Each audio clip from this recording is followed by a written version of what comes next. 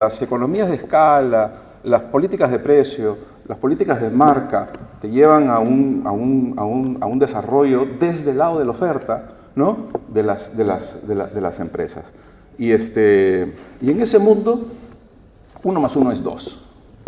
Y entonces, la supervisión de las empresas financieras es una supervisión de que cuadren las cuentas y de que cuadren los balances y de que los números reflejen efectivamente lo que significa una realidad detrás de esto.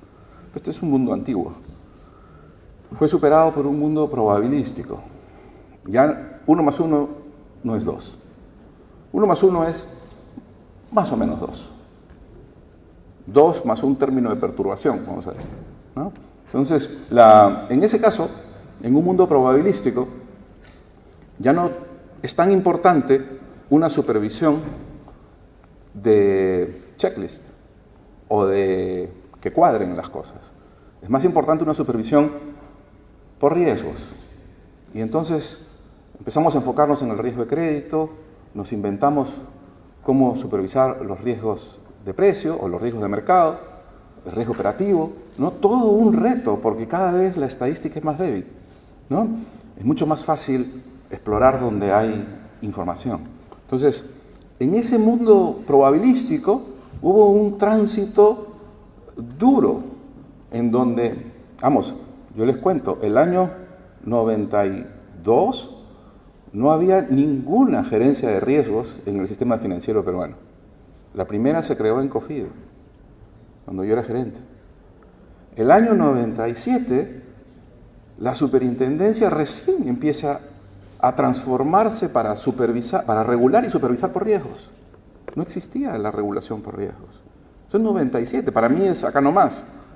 Ok, ese tránsito significó que el supervisor se adecue.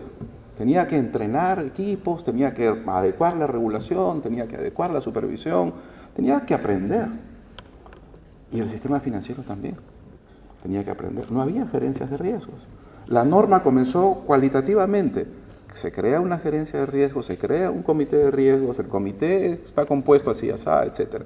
Y esto siguió avanzando y hoy día tenemos una regulación muy robusta respecto de los riesgos conocidos, ¿no? Entonces, muy bien. ¿En qué momento nos encontramos?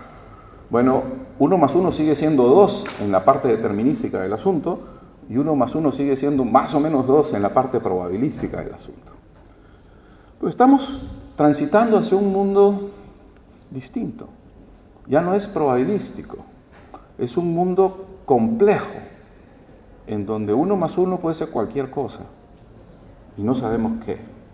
Entonces, en este mundo complejo hay otras características.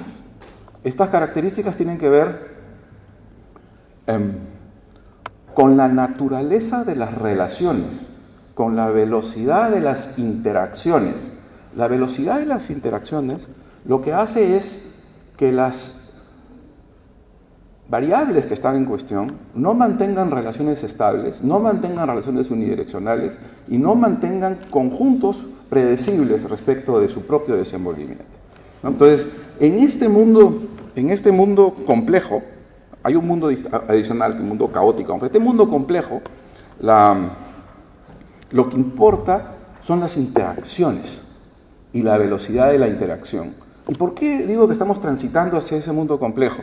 Porque nuevamente, si ustedes se imaginan hace 25 años o hace 30 años, a mí me tocó ver el nacimiento de Internet desde Filadelfia y enchufar cables para conectarme con la supercomputadora de Cornell, que ahora pues cabe en un teléfono, ¿no? Entonces, el nacimiento del correo electrónico para mí era mágico, ¿no? Entonces, ok, pero se conectaba un centro con otro centro. Hoy día nos conectamos todos. Entonces, ¿qué ha cambiado? Ha cambiado la cantidad de elementos que están interactuando, ha cambiado la velocidad de las interacciones y por lo tanto se hace impredecible los resultados de esas interacciones. ¿Y por qué han cambiado la velocidad y ha cambiado la naturaleza? Porque ha cambiado la tecnología que soporta esas interacciones. Lo que ha cambiado es nuestra capacidad de proceso y lo que ha cambiado es nuestra capacidad de comunicación. Si eso cambia tan rápidamente, lo que cambia es la naturaleza de las interacciones, la naturaleza de los sistemas. Los sistemas hoy día son complejos. Y los sistemas complejos se gobiernan de otra manera. Ya no se gobiernan con la misma forma de gobernar los sistemas probabilísticos, y menos con los sistemas determinísticos. Un sistema determinístico, controlar un sistema es más o menos introducir los elementos que te llevan de una posición a otra posición. Que como se controla que 1 más 1 no sea 2, uno cambia uno de los elementos y 1 más 2 es 3. Listo, está controlado el sistema. Quiero llegar a 3, tengo que cambiar un argumento. Si el asunto es probabilístico, uno tiene que ajustar probabilísticamente para llegar probabilísticamente, insesgadamente, ojalá, a un resultado. Pero cuando el sistema es complejo, la naturaleza del control es distinta. No se puede controlar un sistema complejo agregando complejidad. Pues es como echarle leña al fuego.